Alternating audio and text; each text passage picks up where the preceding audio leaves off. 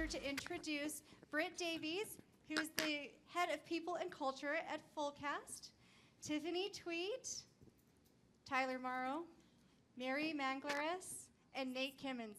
Everyone give them a big round of applause. Hey guys, well, we are here to talk about everyone's favorite topic, and I know as a culture leader in the HR space, talking about retention of talent and how to find the best talent is something that we don't get enough time to talk about. So we have some really great experts here joining us today. I'm just going to ask a couple questions of these individuals, and then I think we want to take a little bit of time to ask the audience what questions you guys have, engage with you guys a little bit. So if you guys want to think about some of the questions that are near and dear to your heart or burning questions you have, we have some experts up here that are more than happy to answer your questions. So my first question for you guys is if you can tell me a little bit about what an A player looks like in your organization. Define for us what an A player looks like for you. We'll start with you, Tiffany. I would say an A player is someone that is open to coaching. That I'm working. I moved from a startup to we were recently acquired, and very different A players that I'm looking for. First, we were looking to move very quickly. Now I'm in this new culture where it's very, very, very slow. So I need some. It depends. Sorry, I got nervous when I came in here. I got in that interview. Now I can't. Let me move it to you. I have one. Oh, sorry. Awesome. Thank you. Are you, your answer's done? Yeah. Okay. I'm gonna check out for a little bit. I gotta calm down. I was in an interview and No, so I would say it depends on the size of the company how I would define an A player. So where Qualtrics is at now, an A player is someone that if they bring up his name, they have positive things to say about him throughout the org. When you're a smaller company, when I started there were 300 and you've got people that were there before me, it's people who are willing to do things and get their hands slapped instead of asking for permission. Because again, most of the time you don't have time to wait, or the decisions that are being made, they've never had to make that decision before. So it's like if the person's willing to put their neck on the line to make something right for the client or for the company internally, let them at it. And if they're willing to do that early on in their career, like to me, that'd be an A player. Thanks for having me on the show. This is our new band. So for me, I want to piggyback on that is I've worked at both startups and enterprise companies. And it kind of depends on like what the environment is. Obviously, you want someone that knows what they're doing and fit for the culture. But what is the environment doing? Is it a startup that is growing really rapidly and you need them to understand change management and shifting gears left and right and they're okay with that? Or is it enterprise where it's more of like a structured environment? There's a lot of like roadblocks or red tape that helps getting the approval for new change, and they have to be okay with that environment. I found personally when I was at startups, if we were fast-paced, that to bring someone in from an enterprise, it was harder for them to be okay with change, and there's a lot more of pushback with like the change and like, why are we doing this? Why are we doing that? And then the vice versa of somebody that had more experience in a startup that is used to just being an innovator and doing a lot of change. When they brought into in an enterprise company, it was more structured for them and they had a lot of difficulty not just going for it, you know? So I think that the environment is a big impact for me. And for myself, what I would say is we look at three different things. So it's leverage, leadership, and results. So leverage meaning are you able to use the resources that the company is giving to you, SDR, sales engineering, post-sales, deal desk. Leadership, are you the person that someone else can go to? If your manager's not there, you're the undefined leader of the team. And then obviously results, can't escape it. Love that. Thank you guys so much. So my next question for you guys that I want to ask is, and Tiffany, I feel like this is the perfect one for you because you just got done doing this, interviews. Give me an example of something that you would identify as either a green flag or a red flag that often could be overlooked within the interview process.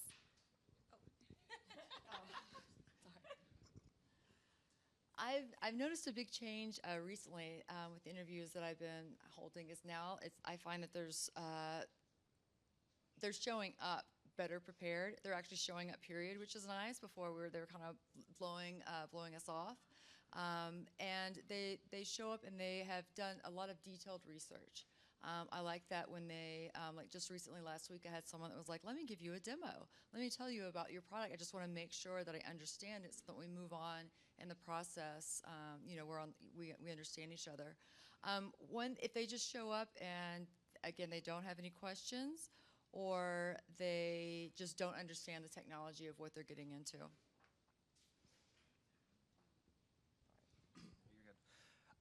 I'd agree that one of the biggest red flags that's easy in an interview is when you turn the time over to them.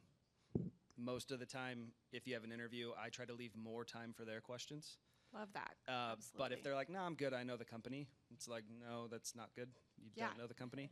And then from a green flag, if they can back their way, like the hard questions everybody's kind of prepared for, like why should we hire you, what makes you different.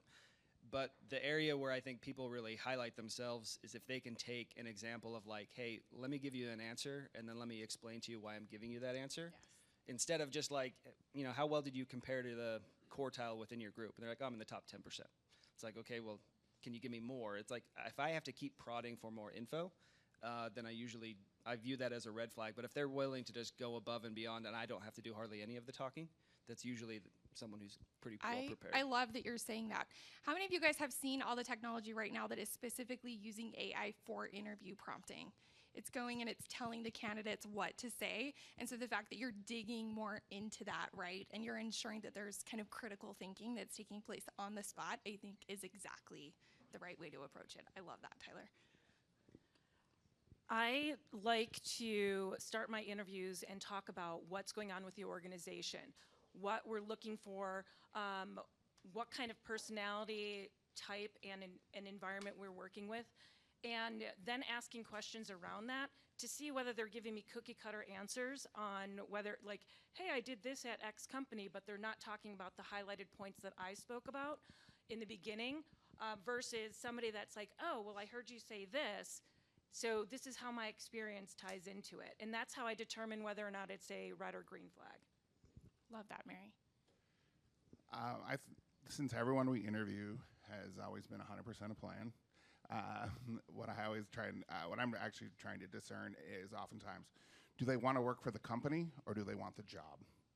And if you're lucky enough to be at high growth startups, a lot of people want to just work for the company and not necessarily do the job. So I'm trying to dig in the differences between those two. And then I think a hidden green flag, I always try and get to the personal value, like what's prompting the career change or what to capitalize on why you did want to maybe work for the company. What's that personal value driving you to see if that's a good fit? Awesome, thank you. So we're gonna take a little time to ask some audience questions. And so I'm gonna have Amy steal the mic for a minute and see what questions we have from you guys. Wonderful. Thank you guys so much. I can say from working with each one of these guys in different capacities, these guys not only know how to hire the A players, but they are the A players. And so it's just really awesome to have you guys here. Thank you so much. All right, and Britt's available for questions too. So who's got a first question? All right, here we go. And tell us your name and your company. My name is Henriette Burbank, just like the city, wish I owned it. And I work for Total Med, and I'm from San Diego, California. So we all know what the political system in the national country looks like. When you take that political system at an organizational level, 15 years ago, I was introduced to something called the Peter Principle. We were raising people to new levels of incompetence in the nuclear world. It was a nuclear thing. How do you navigate the landscape in ensuring, the 9-box or putting the right people in the right seats? I call it's a keeping it real moment. Sometimes we know that person's not supposed to be in that seat, but what steps have you guys taken, or what strategies can you share to help move an organization to the right situation? Thank you. Who wants to go first? People are passing me the mic, so I assume. All that right, Britt, you guys answer want this me to one. answer this one. First of all, such a great question to ask. So for everyone, the Peter Principle is this concept and idea of people only rise to the level of kind of their weakest, right, or their leader, right? So the idea there, and I love that you're bringing up the 9-box. At Fullcast, we actually, as small as we have been, I say have been because we just doubled in size in the last couple of weeks. We actually walk through a full talent cycle every single year. That is a huge component of our people cycle plan. So first and foremost, I would tell you, you are never too small to start talent planning. If you're not walking through some kind of talent review and succession planning cycle within your organization, you're not helping yourself and you're not preparing to really grow to the next level as an organization. The other thing that I would say, and I'm just going to advocate a bit for HR here, so I hope that's okay. I feel like I told Mary this earlier. We've been in a hot spot since that Coldplay concert a few weeks ago.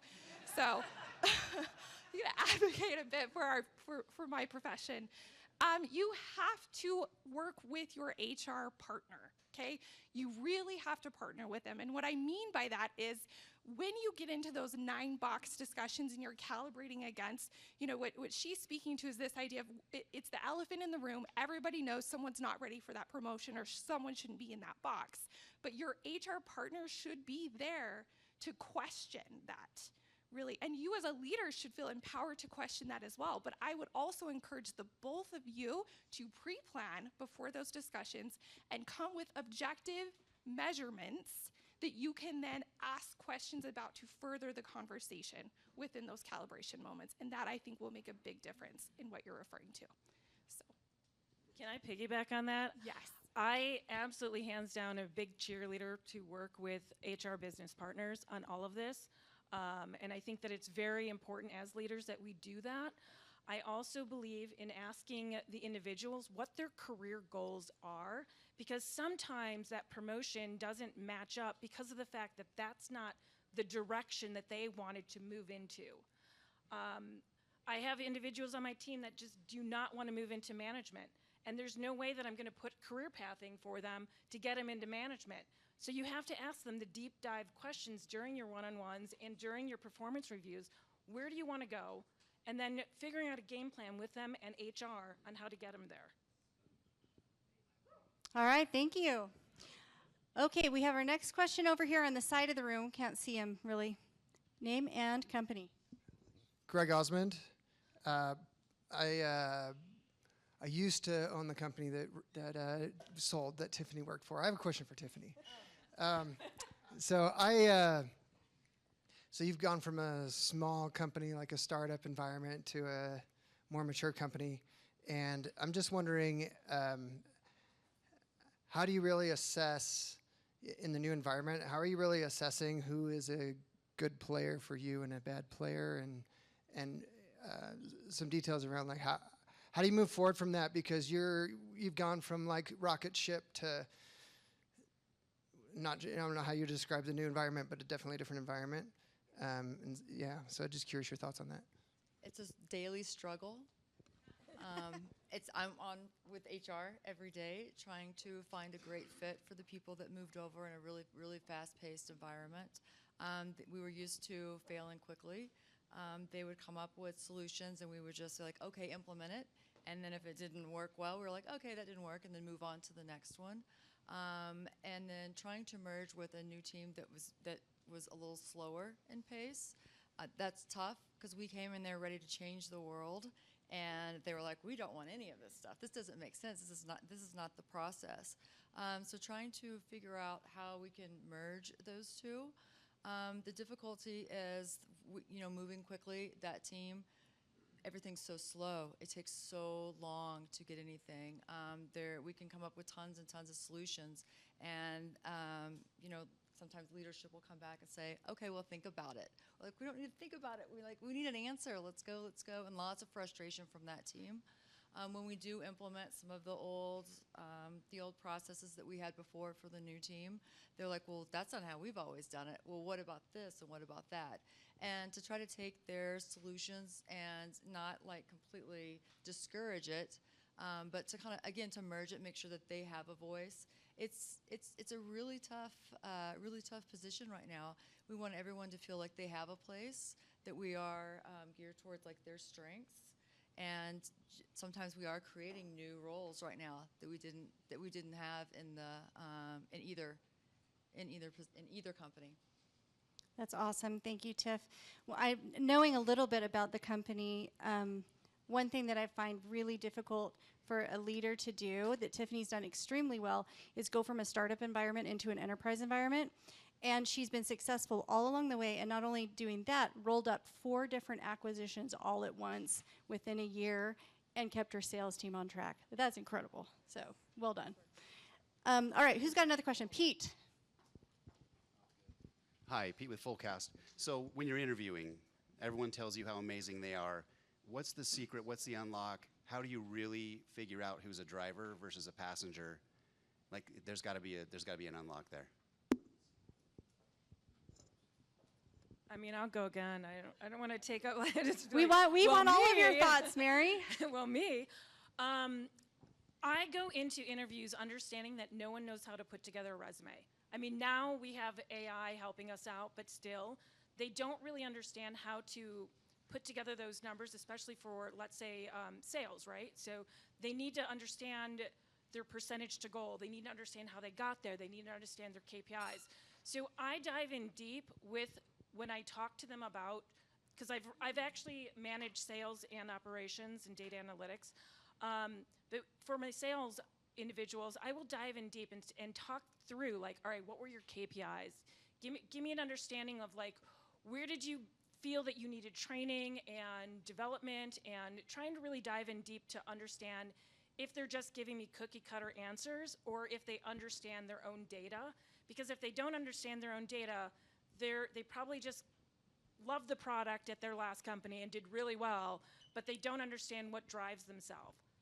So The unlock for me is how has this position been described to you, right? Because you can start to uncover some of the expectations, because by the time Sierra is interviewing someone, if you are interviewing a rep, right, probably a referral, someone that someone's worked with before. So I try and uncover, like, how is it described to you? Like, do you understand that the sales cycle is 11 months? Do you understand how the comp plan works? What is there a ramp?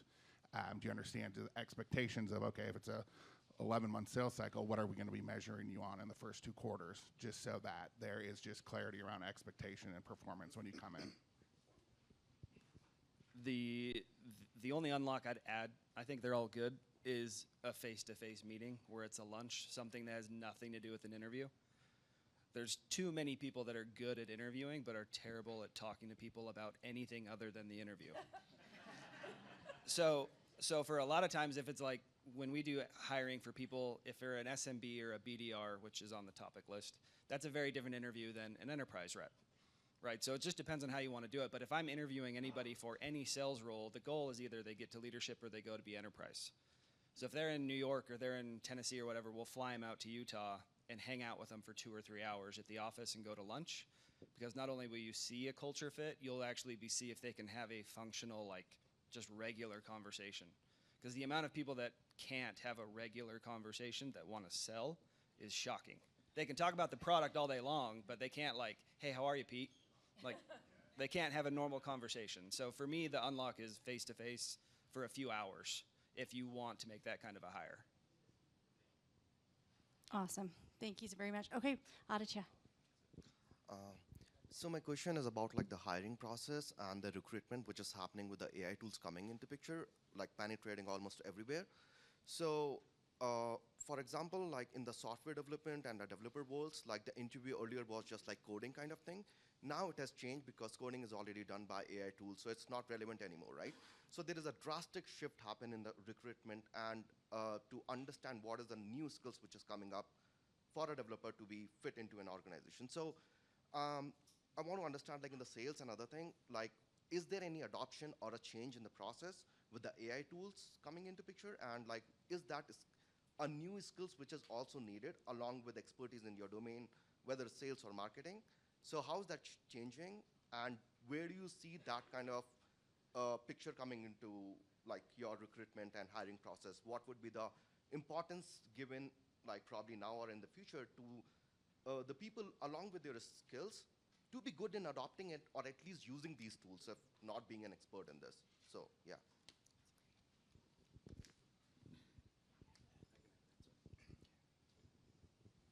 So if I understood the question correctly, the way I would pitch that or the way I would involve that in an interview is if it is for a sales role or a sales engineer role, is ask them how they're using AI currently in their existing job. And if they say nothing, that's nothing. But for people that are like, I interviewed a person on Friday, and I asked them, how are you using AI? And they walked me through how they use ChatGPT, how they use Claude, how they use Gemini, all separately. And so I asked them if it's helping them. Then you can take another level of like, is it actually helping you in your job, or are you just finding ways to automate some of the simple tasks that you don't want to do? And this person was really, really good. They took anytime they used an executive to write an email for them, or they ghosted an email, they built an agent and then basically said, hey, I've uploaded 200 emails from our executives. Please write one as our president so that I can share with another president. That way, any EA or any person you're working with to create an email for you, you have the tone of your executives already.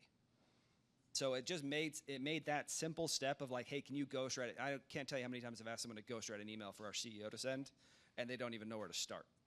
Because they don't want to write an email and be like, he's going to read this, and I don't want him to read that. So the agent does it for you, and then our C-level very rarely edits it. And they've asked the question of like, how'd you come up with that email? And we walk them through it, and they're like, cool. So things like that where you can interview someone and use basic day-to-day applications of like, do you leverage AI to make your job easier? It makes the conversation, you can tell someone is not scared from those kind of tools. They're using them to make themselves better at their job. Dang, All I right, just we've got- learned something. We got time for two more questions, and we've got one here and three more questions. I'll do it. Hey, hi. My name is Raj. The question is more on the talent future-proofing. How do you future-proof the talent that you currently hire? Because the kind of changes that are happening, talent are becoming obsolete, skills are becoming obsolete day by day, especially with AI coming into focus. How do you, when you interview people and when you hire people, when you actually manage them on the floor, how do you future-proof that talent so that they have a career from the longevity point of view, and at the same time the organization benefits on future-proofing the talent? Yeah, sure. So I would just start, it's role specific. But I think the two biggest things are the professional development that you can use with them. So maybe it is bringing everybody, upskilling everybody on how to use AI, versus just traditional sales training, those types of things. And then the second thing is just philosophies within the business. So one of the things we used to say is, half of our hires are going to be internal promotions. Like that was the bar, and it was stated. So everybody knew in the company that we were looking for career growth internally, and then you could measure us against that. So I think there's the upskilling piece, and then there's just proving what you'd say you do internally to try and future-proof some of the talent staying within the organization. I can talk a little bit about the ops and data analytics side. With my team, a lot of operations or analytics, they're usually order takers.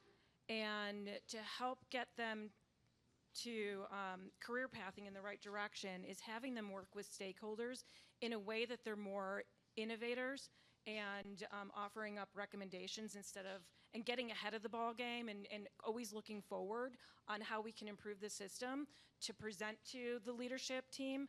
I try to coach them in that respect so they understand to be more innovators instead of order takers. That's great. Thank you. All right, next question. Yeah, thank you. My name is Corey Tams. I just live up in Ogden, not too far away.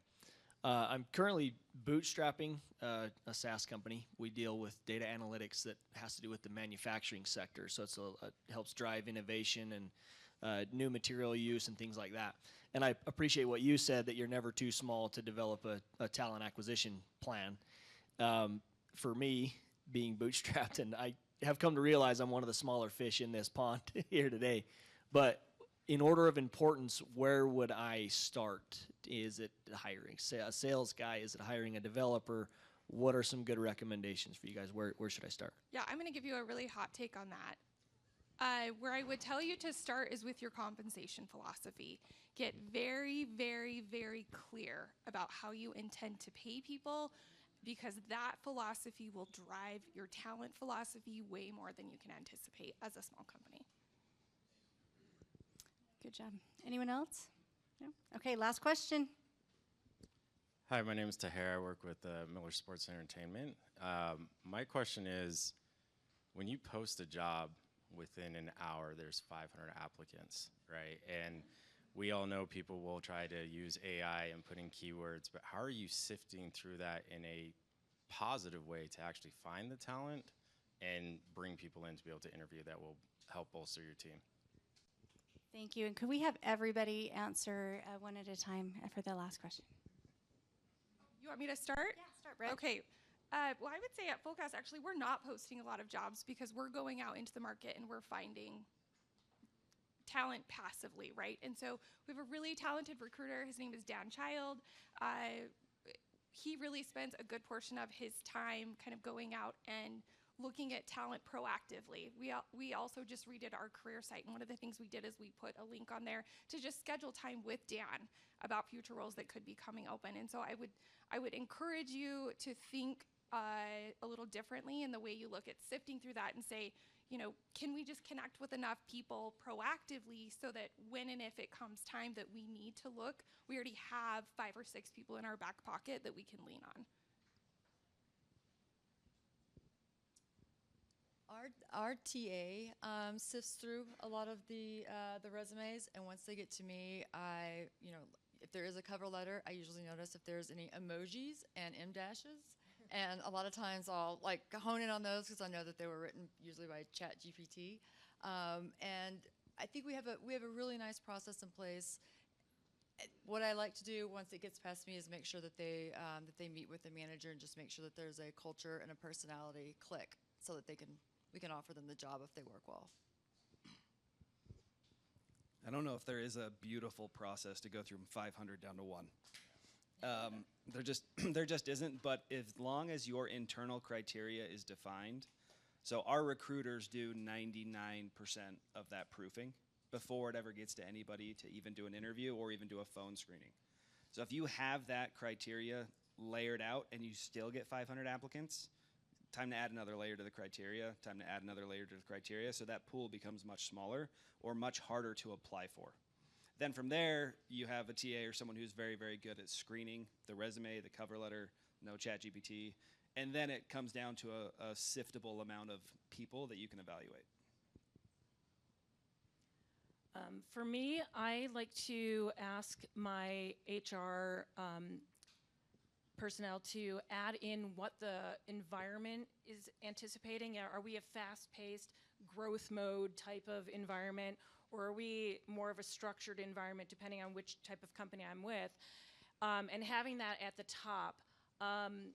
When I get resumes, I'd like to see them, we're in growth mode and there's going to be a lot of change, I need to see that they've worked in those types of environments before I'm going to move forward with them. I also don't mind when people reach out to me on LinkedIn to connect, to say I'm interested in this job, because that means that they did their research to find out who the hiring manager is. And so I'll usually give them time to talk for at least 15 minutes. Yeah, I think it's just amazing how much the market's changed. I mean, when we were first growing at Degree, we used recruiters, evergreen position postings, and now you post a job and it's 1,000 in day one. So I think filtering is the right answer, because the hardest thing from the HR partners is you post on day one, literally 1,000 applicants. And do you really want to shut down? If you made the decision to post the job, do you really want to shut it down and just only get day one applicants? So we've tried to say, okay, we'd still keep it open for X amount of days, so you at least get a better swath, a better candidate pool, but it comes down to the filtering and then the time internally you want to put against that. The only other thing I would add to that is a lot of times when we have an open position, we have a pool of people that have already applied that we've kind of earmarked to say, like, do we even want to look at the 1,000 people that applied, or do we want to go back to that and see if anyone's still open for a job? So usually we can pull from that, and then we don't even have to sift through the thousands of people. All right, well, thank you guys so much. Can we give these guys a huge round of applause? That was awesome. Thank you so much for all of your hacks.